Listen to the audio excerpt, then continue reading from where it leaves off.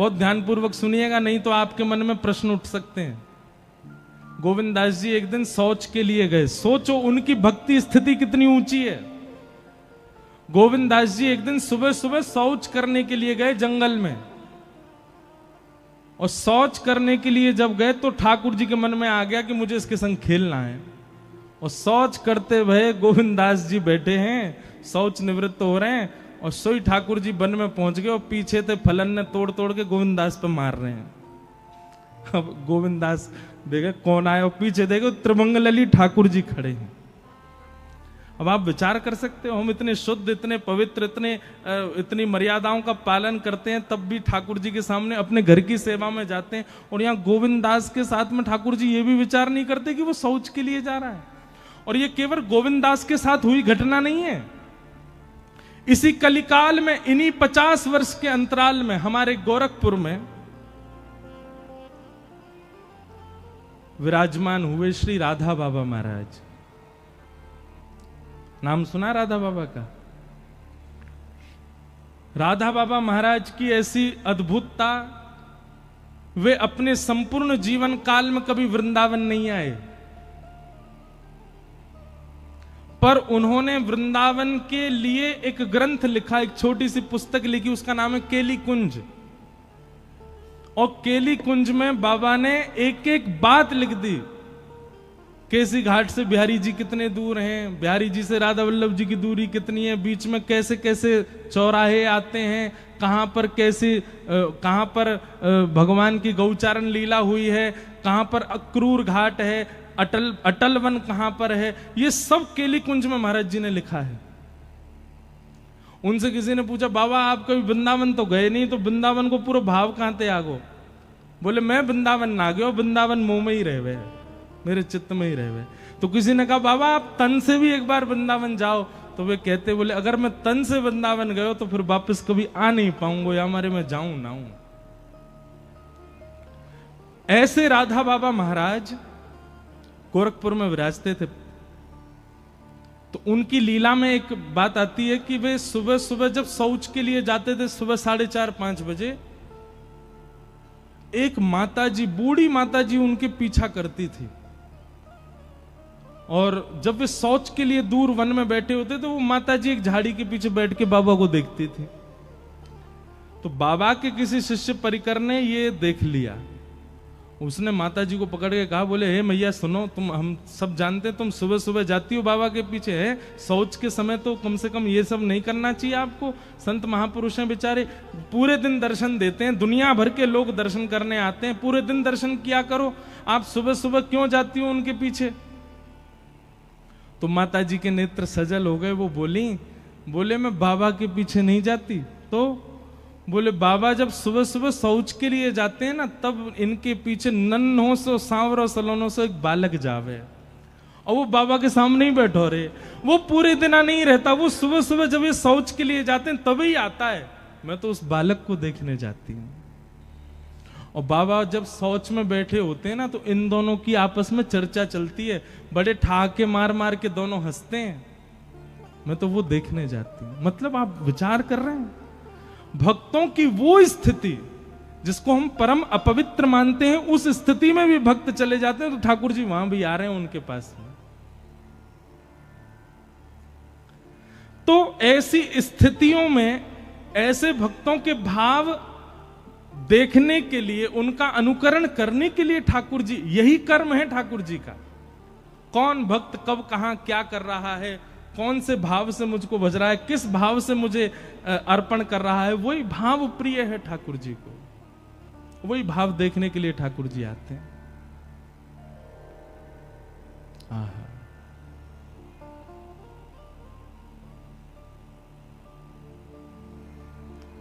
किम कर्म के अवतारश्च, भगवान के अवतार कितने हैं?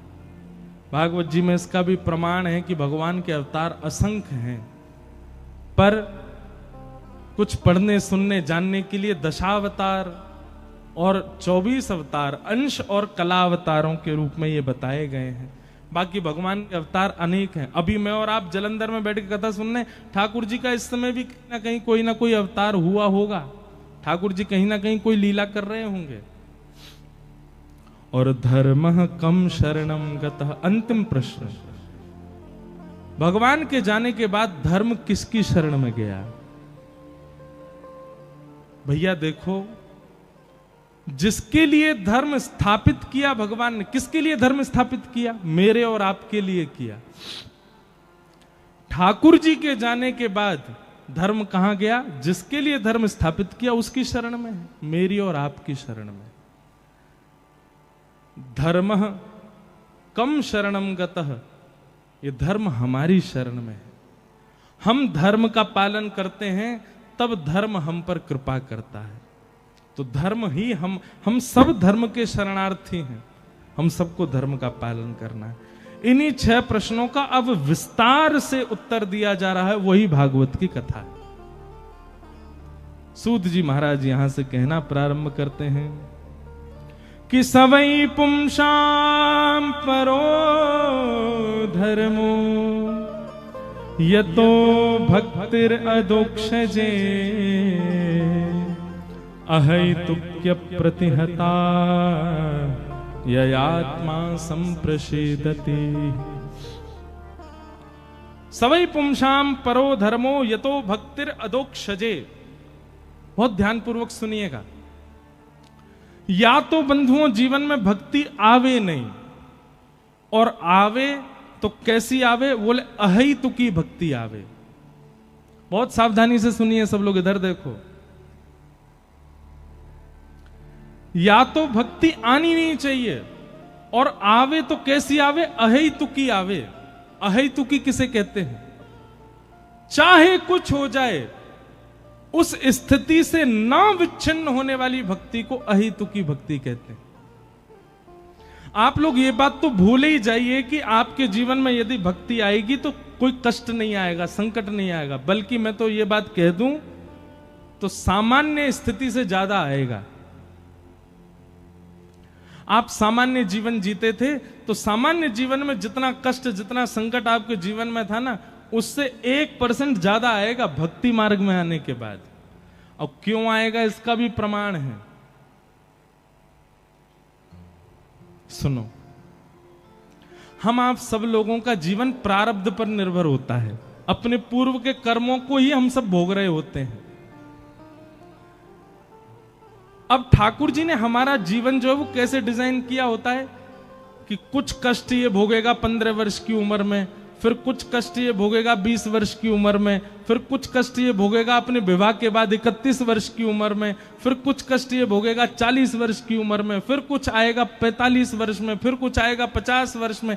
ऐसे हमारे 80 वर्ष का मान लो जीवन था, तो 80 वर्ष में ठाकुर जी ने कुछ कुछ वर्षों को विभाजित कर दिया कि उन वर्षों में इसके जीवन में कष्ट आएगा।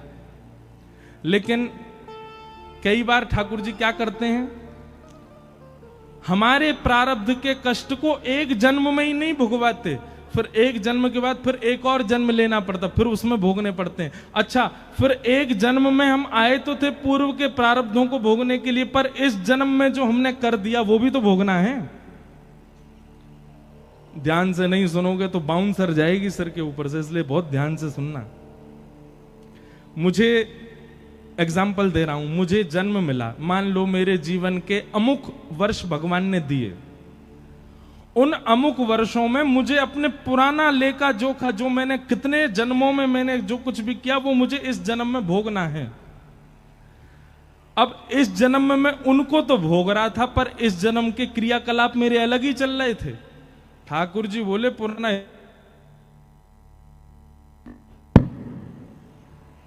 मुड़ा ही मार ले, यहां में कैसे चले भैया। बोलो वृंदावन बिहारी लाल। सुनो, इसको यहीं धर जाओ, यहीं रख दो ऊपर ही।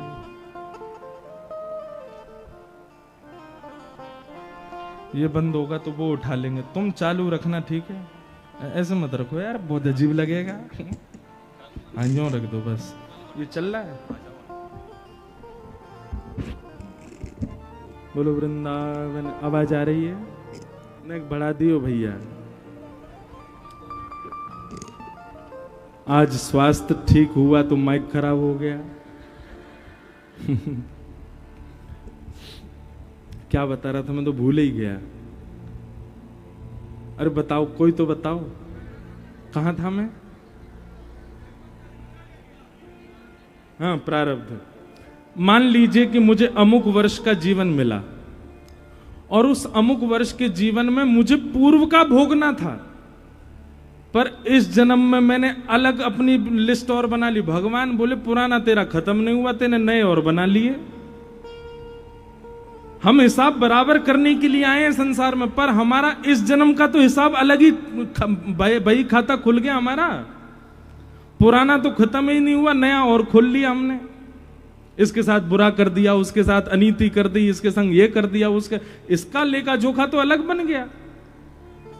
अब उसको भोगने के लिए फिर जन्म लेना पड़ेगा। क्या होता है फिर, व्यक्ति जब भक्ति मार्ग को अपना लेता है तो भक्ति मार्ग में उसको क्या सिखाया जाता है? किसी के साथ गलत मत करो, किसी के साथ ऐसा मत करो, गलत खाओ पियो मत, शुद्ध विचारधारा करो। भक्ति मार्ग में वो क्या करता है, इस जन्म में जो जो कर रहा था उन सबको बंद कर देता है। अब इस जन्म का भई खाता बंद हो गया क्योंकि भक्ति मार्ग में आ गया। और जब भक्ति मार्ग में वो नाम जाप करने लग जाता है, वृंदावन जाने लग जाता है, कथा सुनने लग जाता है, खूब ठाकुर जी का प्रेमी होने लग जाता है, तो ठाकुर जी को भी उससे प्रेम हो जाता है। तब ठाकुर जी कहते हैं अब ये मेरा प्रेमी हो गया, अब क्या करें, इसका बही खाता पुराना और इस जन्म का जितना भी है सब इससे अभी भुगवा लो। फिर ठाकुर जी एक के बाद एक, एक के बाद एक, एक के बाद एक भेजते हैं, बोले इसको भी भोग ले, इसको भी भोग ले, सबसे निवृत्त हो, सबको अभी खत्म कर ले, ताकि तुम्हें दोबारा उसको भोगने के लिए आना ना पड़े। इसलिए कई बार भक्ति मार्ग में सामान्य मार्ग से ज्यादा कष्ट आ जाता है। उसको आप कष्ट रूप में मत लीजिए। और ये बात भी आप ध्यानपूर्वक सुनिएगा कि भक्ति मार्ग में आने के बाद भी यदि आपके प्रारब्ध भुग नहीं रहे हैं, कोई किसी प्रकार का मानसिक, किसी प्रकार का तन का, मन का, धन का कोई कष्ट जीवन में नहीं आ रहा, तो इसका मतलब यह है कि अभी बही खाता ठाकुर जी पूर्ण करवा नहीं रहे हैं। उसको करवाएं तो तुरंत कर लो, भोग लो, उसको खत्म करो।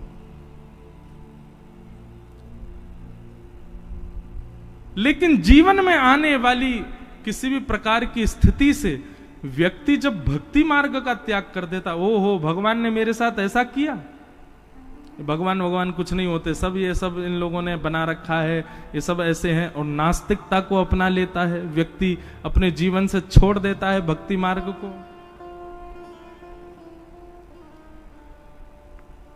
ऐसे व्यक्ति का पतन हो जाता है। फिर तो भक्ति कैसी होनी चाहिए? अहेतुकी भक्ति होनी चाहिए। जीवन में चाहे जैसी स्थिति आ जाए, आप ठाकुर जी का त्याग मत करो। मैं कथाओं में सुनाया करता हूं कि हमारे अष्ट सखाओं में एक सखा हुए कुम्भनदास। कुम्भनदास जी के एक पुत्र की मृत्यु हो गई, और उस पुत्र की मृत्यु की बात सुनकर के कुम्भनदास जी मूर्छित हो गए। दुनिया के लोग बात बनाने लगे, बोले अपने आप को भगत कहते थे, बताओ इतना भी नहीं सुन पाए कि पुत्र की मृत्यु पर बेहोश हो गए। गुसाई जी को जब ये बात पता चली तो गुसाई जी बोले वो पुत्र की मृत्यु सुन के बेहोश नहीं हुआ है। बोले तो फिर कैसे बेहोश हुए? तो जाके उनसे कहा, बोले कि मुझे पता है तुम बेहोश पुत्र की मृत्यु की भाव से नहीं हुए, तुम इसलिए बेहोश हो गए हो कि भाई अब सूतक लग गए, मंदिर कैसे जाऊंगा मैं। चिंता मत करो, हम मंदिर की एक खिड़की खोल देंगे और वहां से तुमको सूतक में भी दर्शन हो जाया करेगा ठाकुर जी का। ये बात सुनते ही उनकी मूर्छा टूट गई, वो तो उठ के खड़े हो गए और कहने लगे हाँ हाँ सब क्रियाकलाप करो, पुत्र का जो करना है। उनको पुत्र विरह था ही नहीं, उनको विरह इस बात का था कि ठाकुर जी से दूरी हो जाएगी।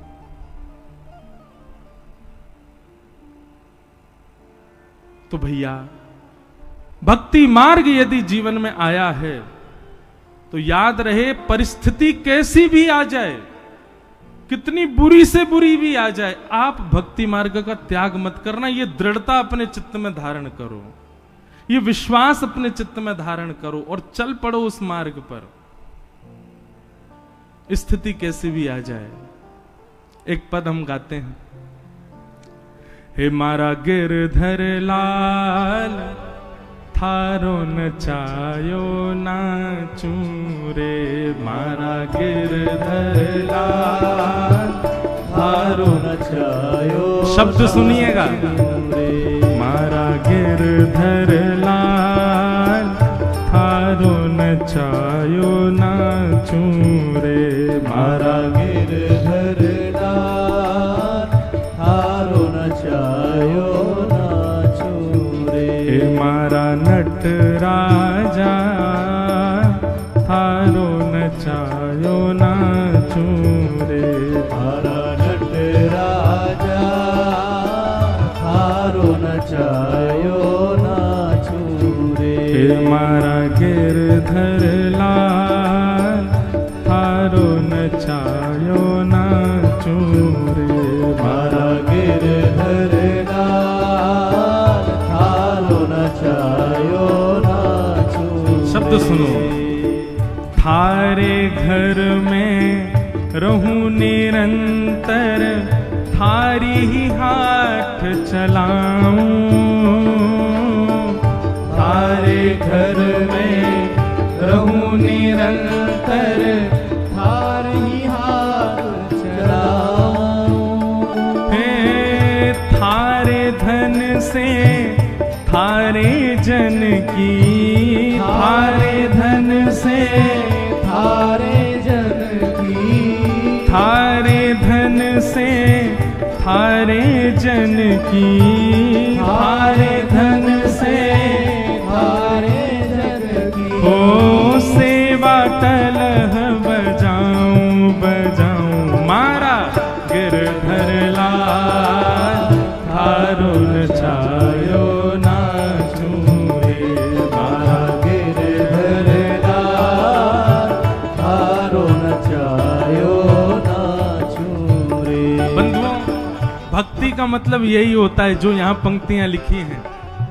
अपनी मन मर्जी की भक्ति नहीं होती है, ठाकुर जी की मर्जी की भक्ति होती है।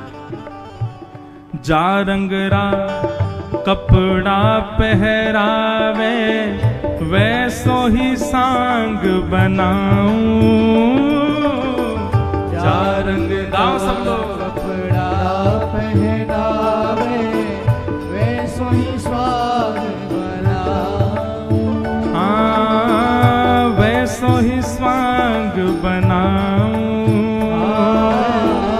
वैसो ही स्वाग बनाऊं। और ओ जैसो बोल बुलावे मुख सो, जैसो बोल बुलावे मुख सो, जैसो बोल बुलावे मुख सो, जैसो बोल बुलावे मुख सो। मैं वैसी ही बात बनाऊं बनाऊं, मारा गिरधर लाल थारो नचायो नाचू रे, मारा गिरधर लाल थारो नचायो नाचू रे।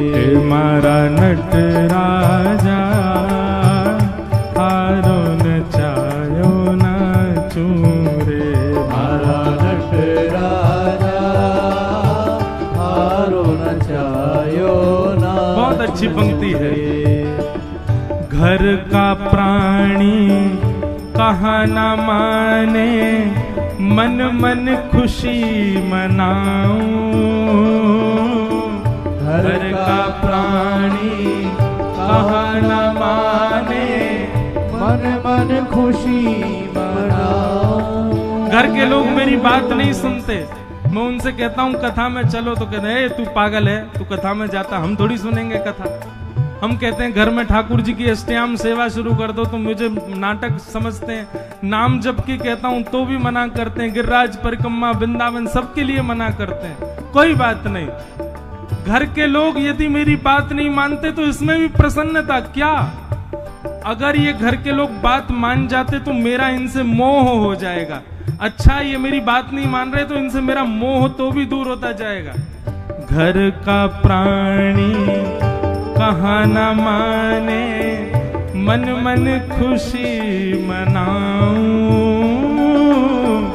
घर का प्राणी कहा न माने, मन मन खुशी मनाऊं।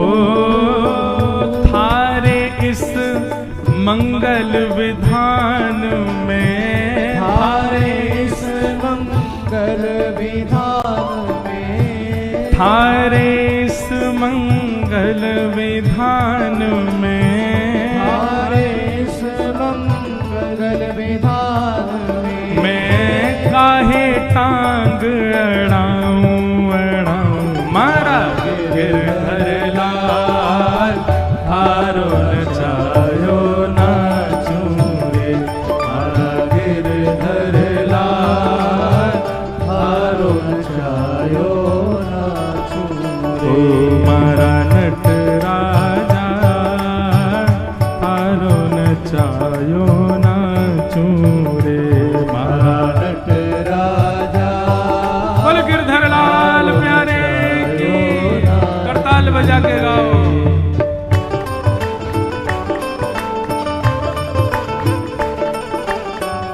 इसे कहते हैं मूल भक्ति का स्वरूप।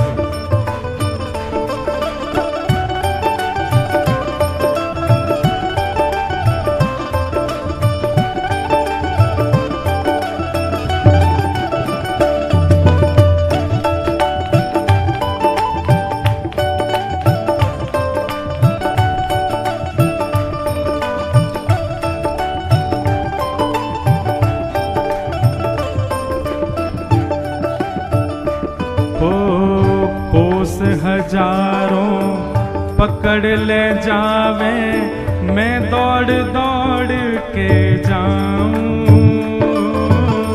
कोस हजारों पकड़ ले जावे, मैं दौड़ दौड़ के आऊं। हमारे पंजाब के लोग सबसे ज्यादा विदेशों में बस गए जाकर के। कहीं चले जाओ, मैं अभी कनाडा गया, अमेरिका गया, ऑस्ट्रेलिया, सब जगह पंजाबी, हमारे पंजाब के लोग बैठे हैं। और पंजाब में कितने गांव तो ऐसे हैं कि हर गांव से एक बच्चा विदेश में ही है। भैया आप लोग ध्यान से सुनो, अपनी मन से मत जाओ, ठाकुर जी के आगे पर्ची डालो और ठाकुर जी के आगे पर्ची उठा के देखो, अगर ठाकुर जी की इच्छा हो तो जाओ, ठाकुर जी लेकर के जा रहे हो तो भागो। जैसे हमें लेके जावे वैसे ठाकुर जी सबको लेके जावे। कोस हजारों पकड़ ले जावे, दौड़ दौड़ में जाऊं। कोस हजारों पकड़ ले जावे, दौड़ दौड़ के आऊं। हाँ मैं दौड़ दौड़ के आऊं, मैं दौड़ दौड़ के आऊं।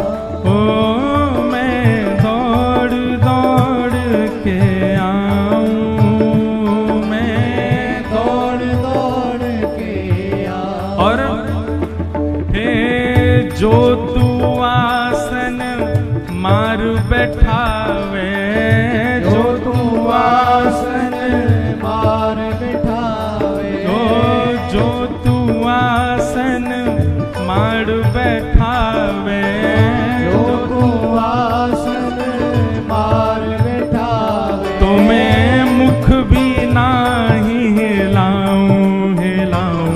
मारा गिरधर लाल हारो नचायो नाचूं रे, मारा गिरधर लाल हारो नचायो नाचूं रे। हे मारा नट राजा हारो नचायो नाचूं रे, मारा नट राजा हारो नचायो नाचूं रे। ओ जो तू तन में रोग लगावे, जो तू तन में रोग लगावे, ओढ़ चादर सो जाऊं। जो तू तन में रोग लगावे, ओढ़ चादर सो जा। हाँ जो तू तन में रोग लगावे, ओढ़ चादर सो जाऊं। जो तू तन में रोग लगावे, ओढ़ चादर सो जा। हाँ मैं ओढ़ चादर सो जाऊं। मैं ओढ़ चादर सो जाऊं। हे जो तू काल रूप बने आवे, जो तू काल रूप बने आवे। हाँ जो तू काल रूप बने आवे, जो तू काल रूप बने आवे। मैं लपक गोद में आऊं। हाँ मारा गिरधर लाल, हारो नचायो नाचूं रे।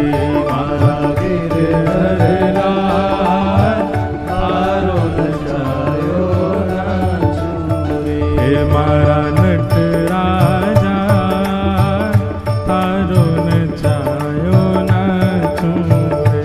मारा नटराजा, तारो नचायो नाचूं रे। हे मारा गिरधर लाल, हारो नचायो नाचूं रे।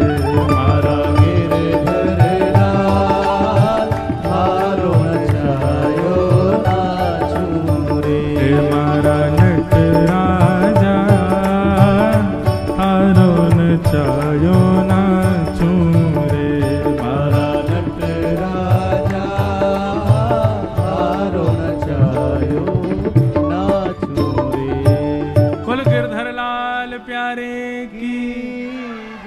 भक्ति का स्वरूप कैसा होना चाहिए? आपके हिसाब से नहीं, ठाकुर जी के हिसाब से। घर का प्राणी कहाँ ना माने, मन मन खुशी मनाऊं। एक बार मैं कनाडा में था, तो एक पंजाबी माताजी मिली मुझे।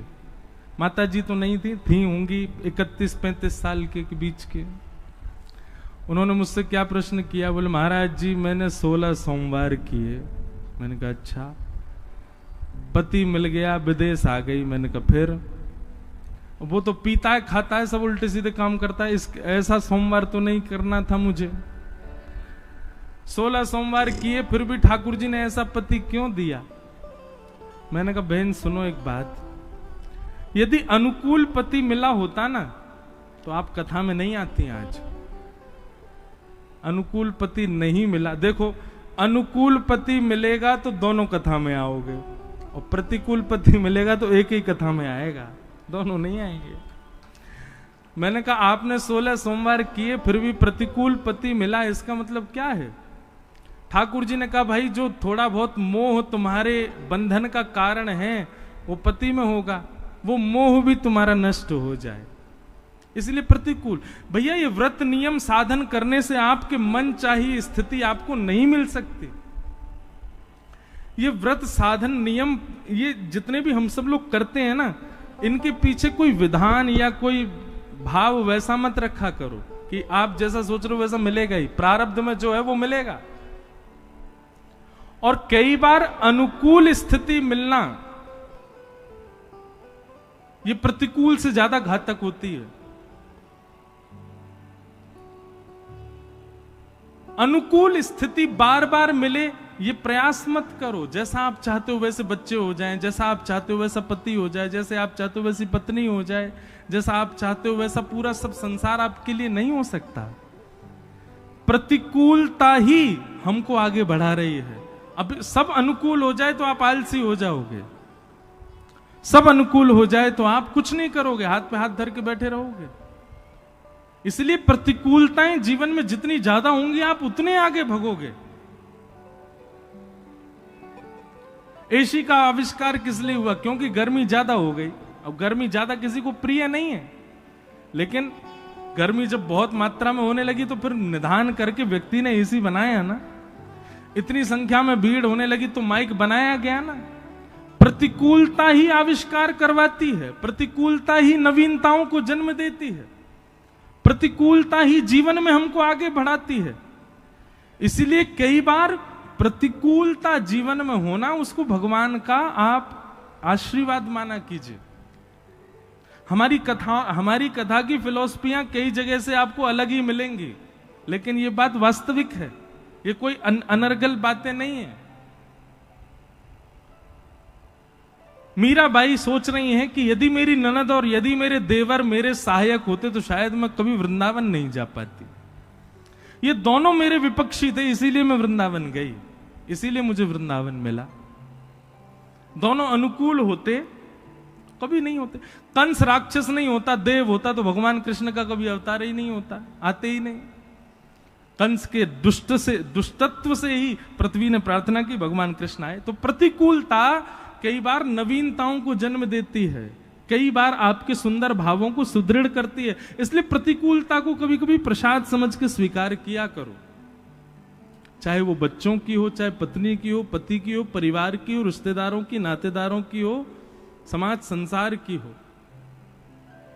प्रतिकूलता अच्छी है। घर का प्राणी कहा न माने, मन मन खुशी मनाऊं। जड़ भरत जी की कथा आती है भागवत जी में। जड़ भरत जी के प्रसंग में आता है कि पहले वो थे राजा भरत। बहुत ध्यान से सुनना, क्योंकि विस्तार से उनकी कथा में सुना ही नहीं पाऊंगा, इसलिए अभी सुना देता हूं। पहले थे वो राजा भरत। जब उन्होंने देखा कि अब मेरा कार्यकाल पूर्ण हो गया, तो अपने पुत्र को राज्य गद्दी पर बैठा करके वन में चले गए। वन में गए थे भजन करने के लिए। भजन करते करते गंडकी के नदी के तट पर तभी उन्होंने देखा हिरणों का झुंड जा रहा है। और तभी उन हिरण झुंड में से एक हिरणी जल पीने के लिए पल्ली पार जल पी रही है, और वो भजन करते करते उसको देख रहे हैं। तभी एक शेर ने दहाड़ मारी, उसकी दहाड़ से भयभीत होकर के वो हिरणी नदी में कूद गई। उसके गर्भ में बालक था, भय के कारण वो बालक बीच नदी में ही उसका जन्म हो गया। भरत जी महाराज तुरंत अपनी माला छोड़ करके नदी में कूदे। हिरणी को तो नहीं बचा पाए, बालक को बचा लाए। अब उस बालक का लालन पालन पोषण करने में इतने व्यस्त हो गए कि उसमें आसक्त होते चले गए। इतनी आसक्ति बढ़ गई, इतनी आसक्ति बढ़ गई कि अब भजन कम हो गया, अब उस बालक का लालन पालन में ही लगे रहते हैं। सोचो आसक्ति कितनी खतरनाक होती है। अपनी पत्नी को छोड़ाए, अपने बच्चों को छोड़ाए, अपने राजपाट को छोड़ाए भरत जी। अरे इंसान में नहीं हुई, एक जानवर में हो गई। आसक्ति कितनी खतरनाक है। सब छोड़ चुके थे, पर जो जात का नहीं, जो हमारी बिरादरी का नहीं, अरे कहां तक कहें जो मानव भी नहीं है, उस हिरण में आसक्ति हो गई। और आसक्ति कैसी हुई कि अब तो बस यही है कि अंतिम श्वास चल रही थी, वृद्ध हो गए थे, वो हिरण को ही देखते रहे, हिरण के बालक को, उसको बाहर ही ना जाने दें। अब जीव, ये जानवर को तो स्वतंत्रता प्रिय होती है। अब वो भरत जी से आंख बचा बचा करके बाहर निकले। भरत जी बेचारे लड़खड़ाते आमे, उसको फिर कुटिया में ले आमे। एक दिन भरत जी बिल्कुल ही जर्जर हो गए, चल फिर भी नहीं पाते थे। एक दिन उनका वो हिरण बालक और झुंड वहां छोड़ करके कुटिया, और हिरण के झुंड में मिल गया, भाग गया वहां से। उसी के वियोग में कहां होगा, क्या कर रहा होगा, उसने कुछ खाया वो भी होगा कि नहीं, पता नहीं, उसका कोई ध्यान रखता होगा कि नहीं। बाहर इतनी सर्दी पड़ रही है, पता नहीं रात में ठंड तो नहीं लग जाएगी, मैं तो कंबल उड़ा देता था, पता नहीं क्या कर रहा होगा। उसी का चिंतन करते करते करते करते भरत जी के प्राण निकल गए। और परिणाम क्या हुआ? अगले जन्म में वही भरत जी ही हिरण बन के आए।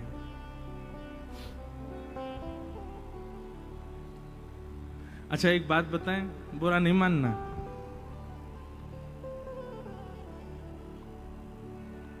आजकल एक ट्रेंड चला है, विदेश से आया है भारत में। अपने बच्चे इतने अच्छे नहीं लगते माता पिता को, वो घर में पेट पाल रखा वो ज्यादा प्रिय है। एक मैं प्रसंग पढ़ रहा था कहीं पर, मुझे अच्छे से स्मृति में तो नहीं पर याद आ जाए शायद बोलते बोलते, कि एक व्यक्ति मरणासन अवस्था में था, मरने वाला था। तो मरते मरते उसने जीवन भर खूब भजन किया था।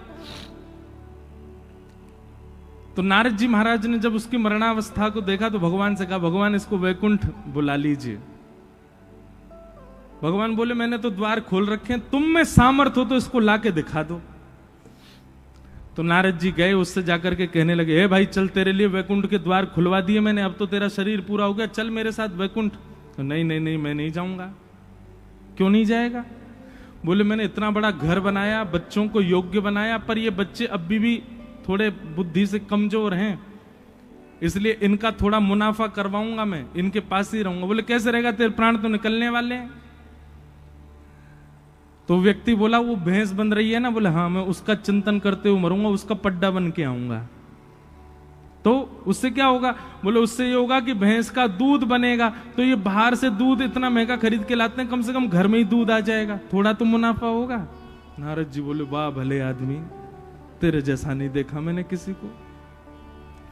अब पड्डा बन के आ गया भैंस का बालक, भैंस के दूध हो गया खूब, बालक सब दूध निकाल निकाल करके घर में पीने लगे। अब वो पड्डा बड़ा मुस्कुरावे, बहुत अच्छा है, इनका पैसा तो बचा रहा हूं मैंने जन्म लिया भैंस का बालक बन के, मेरे बालक को खर्च तो नहीं करना पड़ रहा।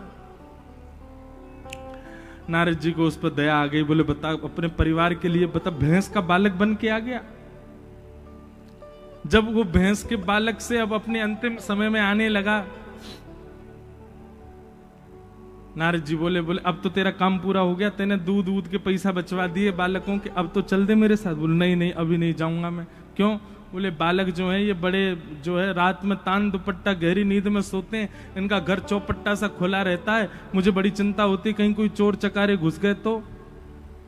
बोले, अब क्या सोच रहा? बोले, अब मैं कुत्ते का स्मरण करूंगा, अगले जन्म में कुत्ता बन के वफादारी करूंगा, इनके घर के बाहर ही घूमता रहूंगा।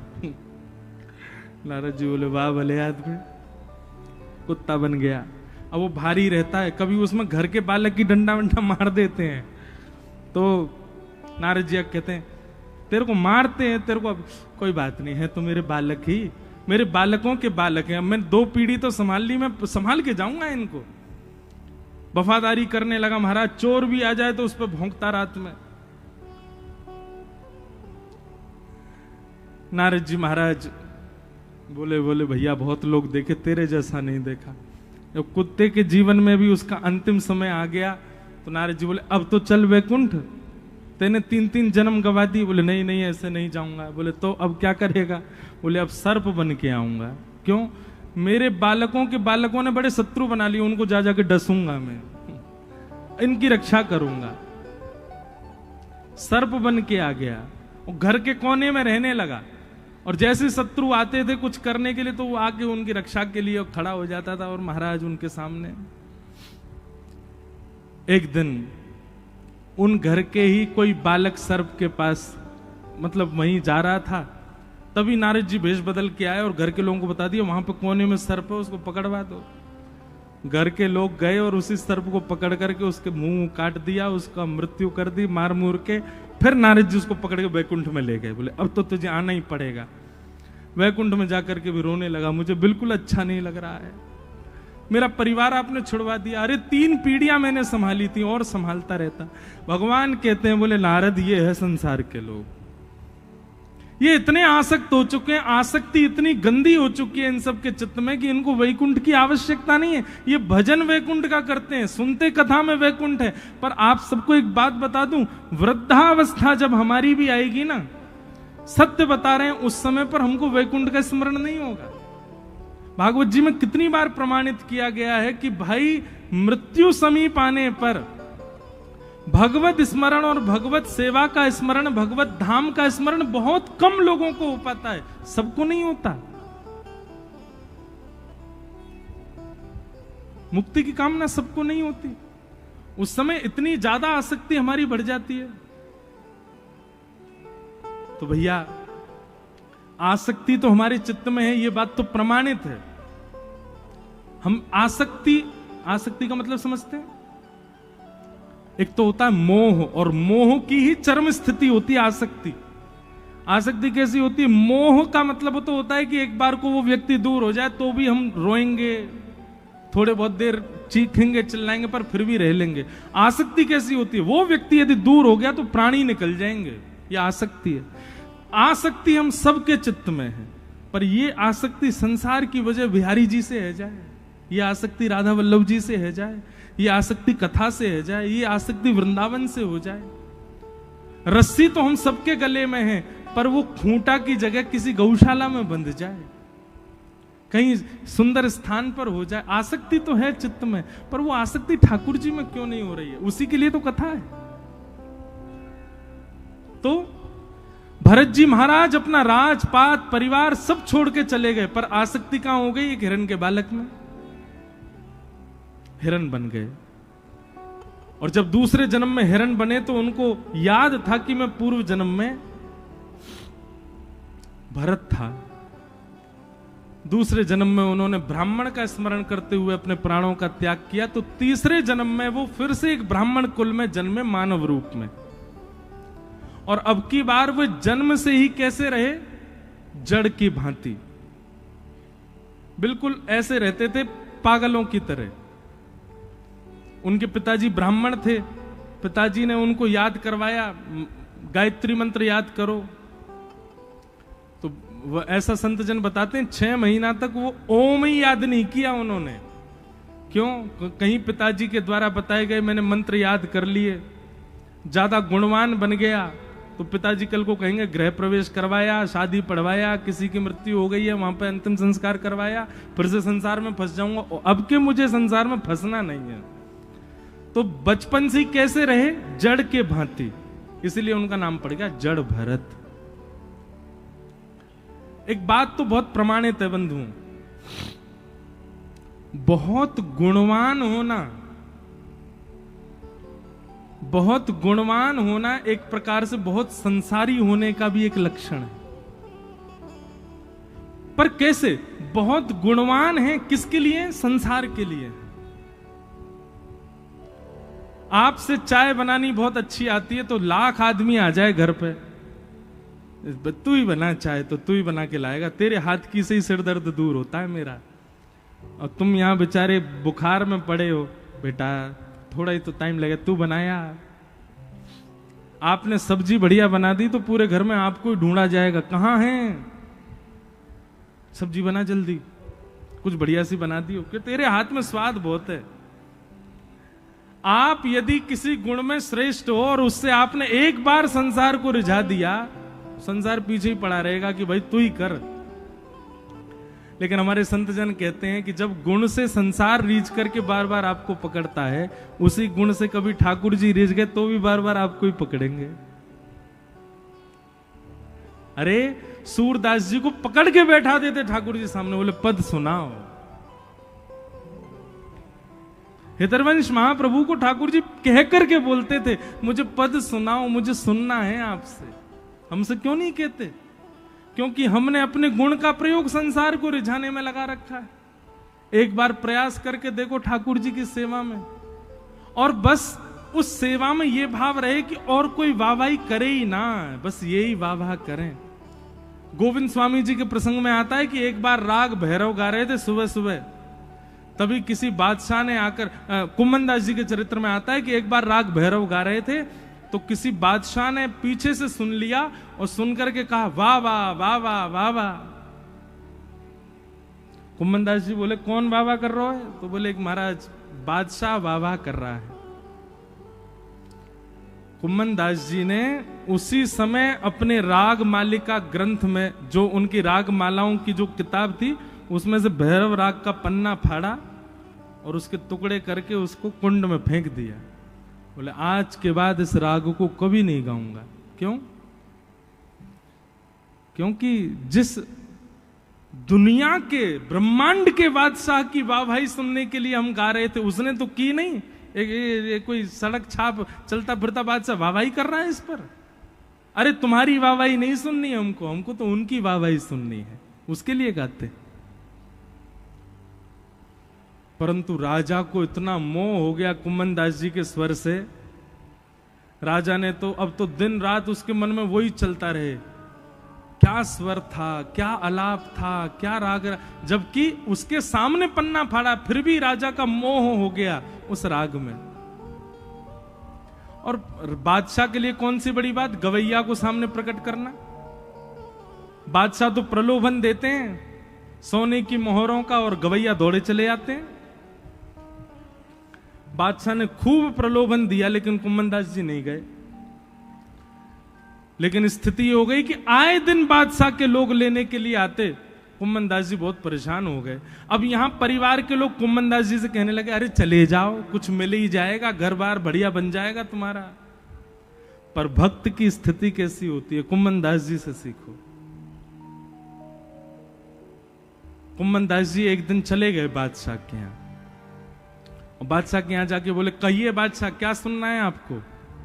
बोले वही वाला राग सुनाओ जो उस दिन आप सुबह सुबह गा रहे थे, राग भैरव। अब मैं और आप होते ना तो निश्चित है हम ऐसा गा करके आते या ऐसा कुछ करके आते कि बादशाह हम पे सब कुछ लुटा दे। पर ये भक्त कुम्मन दास है, भक्त का स्वरूप कैसा होता है। कुम्मन दास जी बोले, राग आपके मन का और पद मेरे मन का। बादशाह बोले, हाँ यही होने दो, सुनाओ। भैरव राग गाया, पर राग में गाया क्या, जाको मुख देखत दुख लागे, जाको मुख देखत दुख लागे, ताको करन पड़ी प्रणाम, ताको करन परी प्रणाम। भगत को कहा सीकरी सो काम, भगत को कहा सीख। आज मेरे जीवन का सबसे काला दिन है। क्यों? बोले जिसका मुख मुझे एक आंख नहीं सुहाता, आज उसके सामने मुझे बैठ के गाना पड़ रहा है। भैरव सुनो राजा, तुमको केवल स्वर सुनना है, शब्दावली मेरी है। अब राजा अपनी लज्जा बचाए, बोले सब लोग सुन रहे हैं, ये गा क्या रहे हैं। आवत जात पन्हैया टूटी, आवत जात पन्हैया टूटी, बिसर गयो हरि नाम, बिसर गयो हरि नाम। कुंभन दास लाल गिरधर बिना, कुंभन दास लाल गिरधर बिना, कुंभन दास लाल गिरधर बिना, कुंभन दास लाल गिरधर बिना, और न दूजो काम, और न दूजो काम। भगत को कहा सीकरी सो काम, भगत को कहा सीकरी सो काम। अरे हम भक्त बने हैं, इसलिए बने हैं कि हमारी सब चीज राधा रमण से है, हमारी सब वस्तु राधा रमण की है। उसको हम किसी और को व्यय कैसे कर सकते हैं, हम किसी और को उससे कैसे लुभा सकते हैं। अरे राजा, तेरी मति में ये बात आई नहीं? हम श्रीनाथ जी के द्वार के गवैया हैं, हमारी गायकी किसी को रिझाने के लिए नहीं है, उनके लिए है। आप लोगों को अगर कोई संगीत का जानकार बैठा हो, आज भी हमारे श्रीनाथ जी में नाथ द्वार में दरबारी राग नहीं गाया जाता। क्यों? क्योंकि उसका नाम ही दरबारी राग है, वो राजाओं के दरबार में गाने वाला राग है। बोले जिससे राजाओं ने वाहवाही की हो वो झूठा राग हम अपने ठाकुर जी को थोड़ी। राग बहुत सुंदर है, मैं भी गाता हूं, राग की निंदा नहीं है, पर कितना सूक्ष्म विचार किया है कि जिस पर दूसरों ने अपनी वाहवाही लगा दी हो वो हम ठाकुर जी को कैसे सुना सकते हैं। इतना सूक्ष्म विचार करते हैं भक्त तो। कुम्मन दास जी बोले, भैया है गई तेरे मन की, राजा बोला अब अपनी लज्जा तो बचाऊं। हाँ भाई, आधा कोष खाली कर लाओ, सारा सब दे दो कुम्मन दास जी को। कुम्मन दास जी बोले भैया मेरी एक बात सुन ले। बोले कहा? बोले तेने अपने मन ते मेरो राग सुन लियो, अब दक्षिणा तो मेरे मन की दे दे।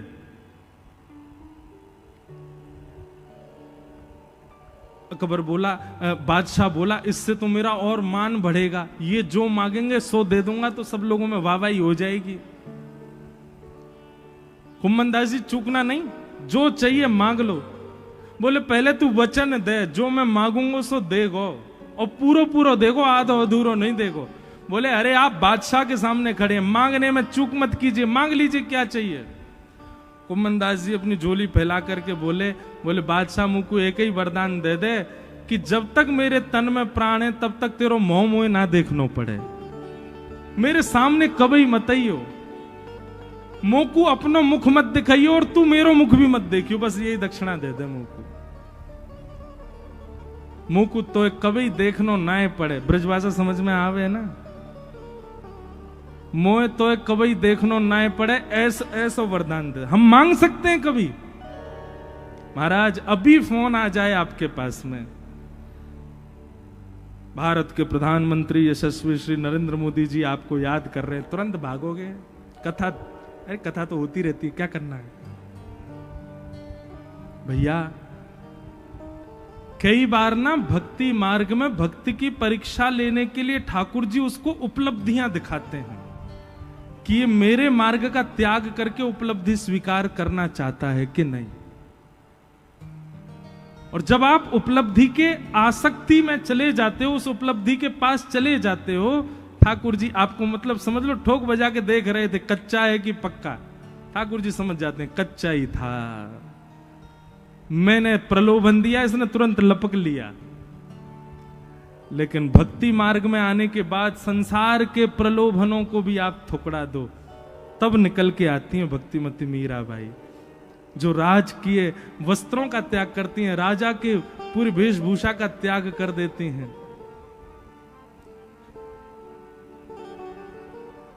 तब निकल करके आते हैं गोस्वामी सूरदास जी, जिन सूरदास जी पर बहाना था, वे चाहते तो ठाकुर जी से कह सकते कि मैं कैसे भक्ति करूं, नेत्र ही नहीं दिया आपने।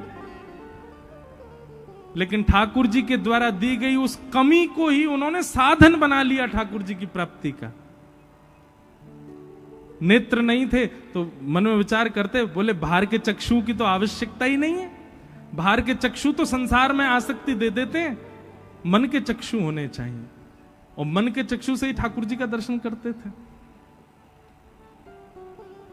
गोस्वामी तुलसीदास अपनी विद्वत्ता, अपनी कवित्व शैली से दुनिया को रिझाने के लिए कुछ भी लिख सकते थे, लेकिन मानस जी की रचना की, और मानस जी की रचना में स्पष्ट लिख दिया, संसार के लोगों ध्यान पूर्वक सुनो, तुमको रिझाने के लिए मैंने नहीं लिखी है मानस, स्वांतः सुखाए तुलसी रघुनाथ गाथा, मैंने अपने आप को सुख देने के लिए मानस जी को लिखा है।